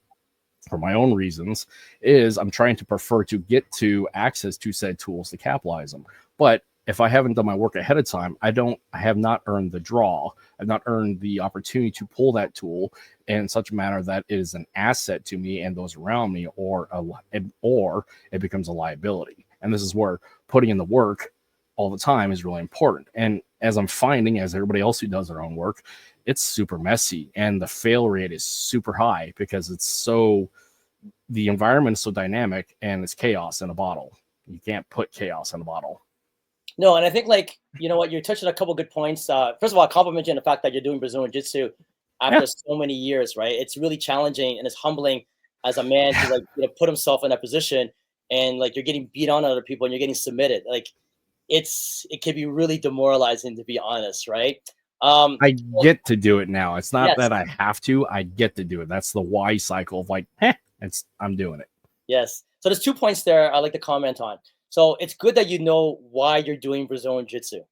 And again, like going back to people before, going back to the point of like, how do I say this? Like before the guys drink the Kool-Aid, before you take this martial art, be crystal clear of why you're taking martial arts. For example, like I have a talk with my Brazilian Jiu-Jitsu instructors about this, and I'm lucky that Professor Dave is into self-defense. If someone's coming to your class for the first time and you're teaching him self-defense, you better explain why he's between your legs, because he doesn't know why the hell this has any relevance whatsoever to self-defense, all right? And at least you are crystal clear, Kurt, as to why you're taking Brazilian Jiu-Jitsu, all right? You want to be able to get back to your feet. You want to try to, you know, escape if you have to, because the particular context of the story, you need to access your other tools, then you're going to do so, right? That's really, really important that you understand that. I think like some people that when they take these martial arts, they don't realize like, yeah, I'm here to do self-defense, but later on they're doing barambolos or deep half guard, and they kind of move away from that. And then later on, maybe what happens is that after doing these countless drills, they're kind of diluted, or they kind of like gone down the black hole and thinking that that is applicable, maybe directly applicable to self-defense, and that's not the story at all. All right, and that's something that we got to be really, really honest. I had a second point and I forgot it. So, you know, I was just babbling incessantly. It was a really good point too, and I'm pretty sure I'm going to come around to it later on. Yeah, what else? So again, the approach to why I do what I do with jiu-jitsu is, one, I'm trying to learn it because I get to learn it. So why not? Mm-hmm. And also it's better for my brain because I'm no longer taking hits to the head. I'm not allowed to do it because, as we all deal with post-concussion syndrome and TBIs, I'm in that category because 20 years getting punched in the face. So there's that. So jiu-jitsu gives me that avenue of where at 40 I can play and still be combative and test myself and go through that protocol of shared suffering and building resiliency and confidence, and also humbling, because again, scary ass wrestlers, terrifying. Big dudes with capability, willingness to engage in violence and skill, also terrifying. And so I fall in the category of big jitsu, but I'm like on the smaller end of big jitsu. But there's some guys in my gym that are like, I'm going to roll with you because it's going to suck. and we're frenemies, but I have to deal with this. I have to contend with this type of person, and just by default, big guys find each other. So there's that. But again, dealing with that problem set of big jitsu, like you can deal with the big guy, sure, because you have to. There's a reason why there's weight classes, the reason why we use tools to deal with this. But still, it's very humbling to realize that you're dealing your size, your strength against somebody else's size and strength, especially if they're bigger. That's very humbling, and being able to impose your will upon them and survive that, you need that, because it breaks down the delusions and the lies and preferences that you have in your brain. And it's just, it's important. And for my case of big jitsu and all this, I have tools that I like to apply, or techniques that I like to apply, but there's things I'm just not going to do, because like trying to do omoplatas, I like it, an idea, but it's not going to happen. Going for kimuras, going for guillotines, playing with head and arm, doing all the like heavy positions, absolutely. But again, it's the process of what am I actually going to use this for, and what I'm going to develop, versus I'm going to go for the full breadth of learning the curriculum because I get to do it. Not that I have to, I get to. You know, I recollect now my second point, and you know, by you basically going out there and discovering this for yourself, you're coming away with a truth, your experience. And this is really, really critical for those people out there who want to apply to martial arts for self-defense or combative sports. You don't know until you know. And we've been saying this as a major theme throughout our conversation. You guys need to get out there and experiment and see if the stuff works for you. And you need to be honest, right? And like, you know, like before we run out of time, like I think like there's a couple things I would like to share with you guys that would probably make your training a little bit better. All right. So like I've been knocking drills pretty much throughout this whole conversation and stuff like that. And again, in case you guys forget and stuff like that, and you know, loading your guns or whatever, you know, I'm going to reiterate here is that I think drills are useful, all right, to a certain point, especially when training the so-called idea of muscle memory. All right. There's no such thing as muscle memory though, guys. All right. Muscles don't have memories. We call it automaticity, right? It is important that basically you do these drills over and over and over so that you ingrain these neural pathways. You don't have to think about how to throw a cross, how to swing angle number one, yada, yada, yada. The reason being is because it frees up your working memory for problem solving and adaptation. If you had to think about how to swing a stick and deal with this particular situation at the same time, your computer would crash, your brain would crash. All right. So there is value to drills. Now, for a lot of my people out there, you need to move away from drills. And even the training of drills is really important. And the most thing we talked about is you need to train your students where to look. This is really, really key. And then going back to holistically self-defense, the confrontation happened way before we laid hands on each other. It's on our approach. It's seeing the exits. It's the weapons of opportunity. You know, it's recognizing that when I walk into this room, there is already a bunch of young, volatile men. You need to know where to look, right? That's really, really critical. Now we're confronting the person. Palms kill. Can I see their hands? You know, can I get on them? Am I able to bridge that gap? Do I have the action capacity to do that in the first place? This is another critical thing too that's really important. So do I train my students where to look, or do I micromanage them all the time, which is not a good coach? You need to train your students to be better learners, right? And that's really, really important. If I scoop the push kick, for example, they need to know within their capacity. He's a 6 foot, 200-pound Mongoloid. That whatever, what can he do versus what I can do? We're not going to fight the same way, and you commented on that before, all right? So what is afforded to him? What can he or she do? This is really, really important. So we need to train the students on where to look. Yeah, this is really, really important, right? The next thing is basically when it regards to basically these drills, you need to like step out of these drills and make it a little more, how do we say it, chaotic. And you use that word with regards to how fights are. We need to get close as much as possible to that chaotic situation. They're not going to look pretty, people. You know, you guys doing all these drills, you're just performing for social media. You're performing for the gram. We all know, if you're really honest with yourselves, guys, that's not really how a real fight is. So we want to get to that as safely as possible. So I'll show you a gross negligence of an idea of this. I observed a weapons class recently. And again, I don't know the idea behind this drill, right? So I'm just going to say I'm just going to show you what I observed, right? I'm sure there's some mystical, psychological reason why they're doing this, but I can't figure it out. So The instructor's at the front of the class. People are partnered up, right, with sticks. He would yell, for example, the instructor, high left. And so person one would swing a high blow to the left side, his left. And person B would have to defend. What's the purpose of that drill? In the context of self-defense, that's bullshit. Who in the crowd is yelling, hit him with a high left? And then you're going to be like, yes, I see it, and I'm going to defend. I have no idea what the hell they're doing in that weapons class. None whatsoever. Well, that's bullshit. It really is. You know what I mean? First of all, maybe I don't want to throw a high left because I don't perceive an opening to that particular quarter. I perceive an opening over here. I don't know what I'm going to do until I actually see that opening. All right. How do I work that skill? I have to do some kind of limited sparring. I have to add some chaos to the drill. I have to take off the training wheels off the bicycle. I can't keep having some coach tell me what to do. Person B has to identify, see that, oh shit, there's a blow coming to the side. I better perceive it and act on it. I don't know what I'm going to do. Hopefully, if I've been doing things right, all those drills I've been doing ad nauseum, that automaticity will kick in. If it doesn't, you're dead, right? So like, that's the point. So are we micromanaging our students to the point where they don't even think anymore? They're not even thinking. We're telling them what to do every second of the drill, all to make it look pretty, right? And that doesn't work.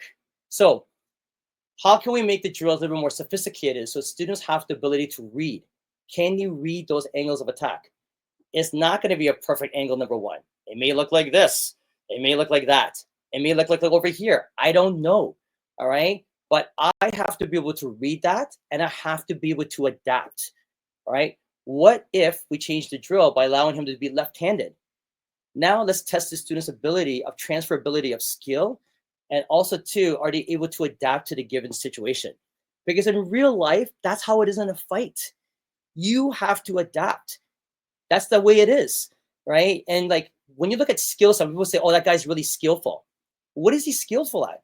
Is he skillful at doing 100 iterations of Kuba? Or is he skillful at the ability to take his knowledge, technical and tactical skills, and able to apply it to an ever-changing environment? To me, that's a skillful person in the context of self-defense and fighting, right? Otherwise, you're just performing like a friggin' animal at like SeaWorld, right? That's a totally different thing. So like those are the things that I would basically recommend for most people that want to see how they could change the training to take those drills and take the training they're doing right now and try to make it more realistic and move towards sparring. All right. Again, it doesn't have to be full out sparring. It could be, let's constrain ourselves to angles number 1 and number 2. That's it. Let's add an angle number 5 and see where we begin to fall apart. All right. Let's add some left hand techniques. It could be progressive sparring like Bruce Lee outlined in his Tao of Jeet Kune Do, where he has a progressive sparring outline in the back of his book, right? Why can't we apply those same training methodology? We do it for every sport. When we knock on combat sports, but if we look at other sports, soccer, football, basketball, and stuff like that, they're in the business of training motor skills. We are in the business of training fantasies. We are not training motor skills. We don't train motor skills. We don't bring in sports psychology. We don't respect time. We think that if he leaves his arm out there, I could do 50,000 techniques against it. Yes, if I do A, if and then, if A lands, then B lands, and C lands, and D lands. So is it possible that one thing can go wrong? Sure. Then show me your student's ability to adapt under that situation. Brother Richardson had a really good video where he showed a young man using a stop kick. And then the guy was able to circumvent that stop kick and close the gap. And the guy found himself in grappling range, right? Show me your ability to adapt. This is really, really important. And this is why this is what my training is like lately. And I think we've all, like the higher level coaches have been doing it. You've been doing it. A lot of people have been doing it. You know, the guys you've had on your podcast, credit to them. They're awesome guys. They're doing it too.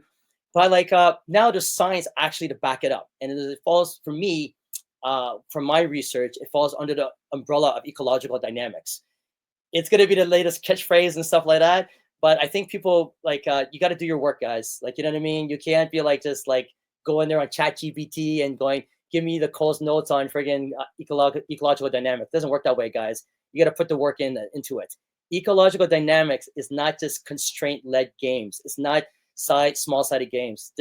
It's a combination of dynamics learning and ecological psychology. And a lot of you guys are missing that aspect of it, which is really important. And you're doing it a service to your students because the psychology of fighting is huge. Especially we discount and shit on combat sports. And we see these guys who are out there who are data-driven, who are out there in the world of sports psychology, and they're giving us real information of what works, what doesn't work. These guys are out there actually applying their skills under a stressful environment, right? And we can see sports psychology being utilized. You know, they give us data. Like, tell me an industry, tell me a world where we don't get that much data. We know that how many punches are thrown in a boxing match. Waco does a great match. Does a great thing of like, whoever takes the center of the ring and throws X amount of jabs, X amount of crosses, they'll probably win the fight. Dude, that's data. Was it ADCC or IBJJF? They had what are the most common submissions? I think it was choke was number 1. And I think there was like, I don't know, whatever came after that, right? There's an armbar maybe, whatever, right? Those are stats, that's data. You're going to tell me you're going to rely on disarms from 3,000 years ago that someone wrote on a friggin' palm leaf, and that's your data you're going to tell me? That's bullshit, guys. It really is. You know what I mean? You guys can crap on combat sports all you want, but to provide us a training arena, a modality that we can work with. And they have data of what works for them. Can you say that? Yeah. Can you say that? Or you have anecdotal information that I did this the other day in the alleyway against this guy. Our instructor did this in Chile Hill in the jungle in circa 1600, yada, yada, yada. I don't care. Right? That's not relevant to me. I want to see, I want to get hands-on right now. So that's where I'll leave your audience at. You know what I mean? Hopefully that's some good information for you guys. I hope I entertained you guys and I was able to like share some knowledge. I know I jumped around a lot. I'm very passionate about teaching stuff like that, especially when it comes to the teaching of gross motor skill. The motor skills and stuff like that. Oh, this is awesome. I appreciate your time, willingness to share information. And I steal this from Jeff Johnsgard, who is my senior brother in NSI, is again, thank you for the gift of your time. Thank you. Yeah, well, we're going to do this again because this is only like a tip of the iceberg. Yeah, I wish I could share more stuff with you guys. I like to break down how, I really try to break down my my lesson plans for you guys. I put some stuff on YouTube and everything, and some long content stuff about how I teach my lesson plans and stuff like that. So, again, Kurt, you're doing great stuff.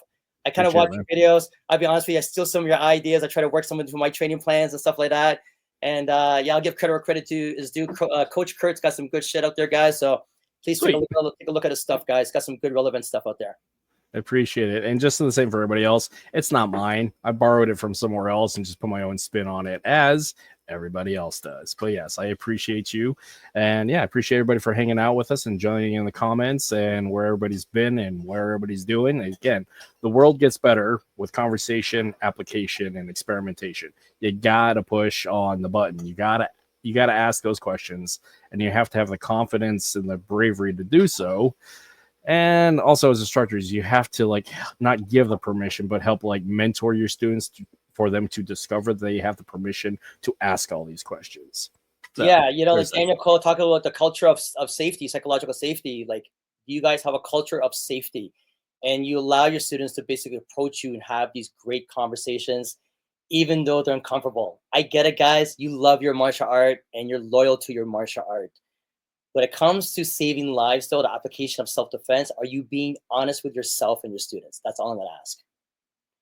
Yeah, and that's a great way to end. I'm going to just hit the button anyways. But everybody, thank you. Go ahead and hang out. Yeah, go ahead and hang out for a minute. We'll chat in the lobby. But yeah, bye, everybody.